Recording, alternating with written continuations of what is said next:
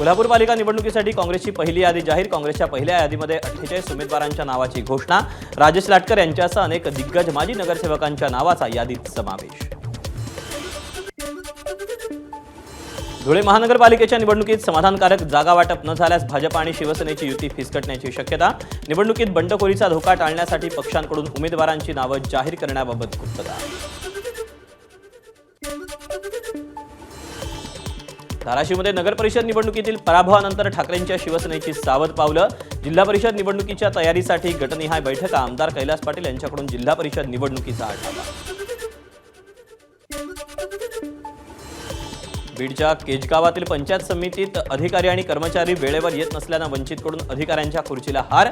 यानंतरही परिस्थितीमध्ये सुधारणा न झाल्यास वंचितच्या कार्यकर्त्यांचा तीव्र आंदोलनाचा इशारा।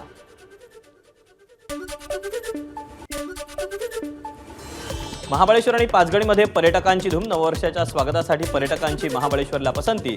वेण्णालेकमध्ये नौका विहारासाठी पर्यटकांची गर्दी।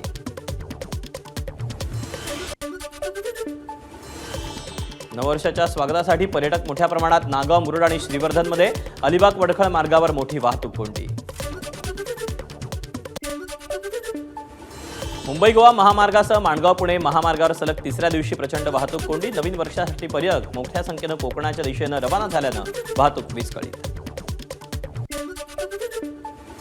गुहागरमध्ये पर्यटनासाठी गेलेले एकाच कुटुंबातील 3 जण पाण्याचा अंदाज न आल्यानं समुद्रात बुडाले। आईसह मुलाला वाचवण्यात पोलीस आणि नागरिकांना यश।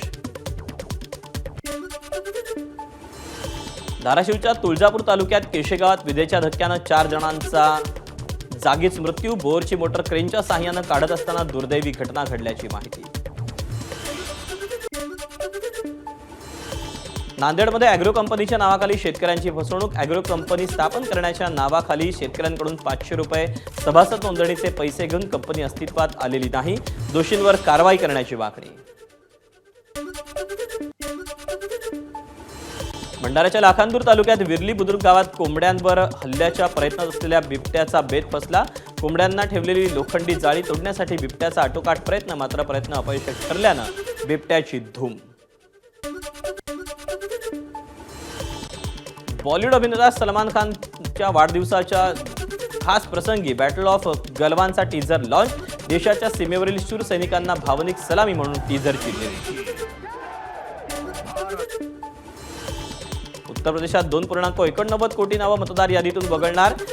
SIR बाबत धक्कादायक माहिती समोर। 1,10,00,000 लोकांना नोटीस पाठवली जाणार। 31 डिसेंबरला मतदार यादी प्रसिद्ध होणार।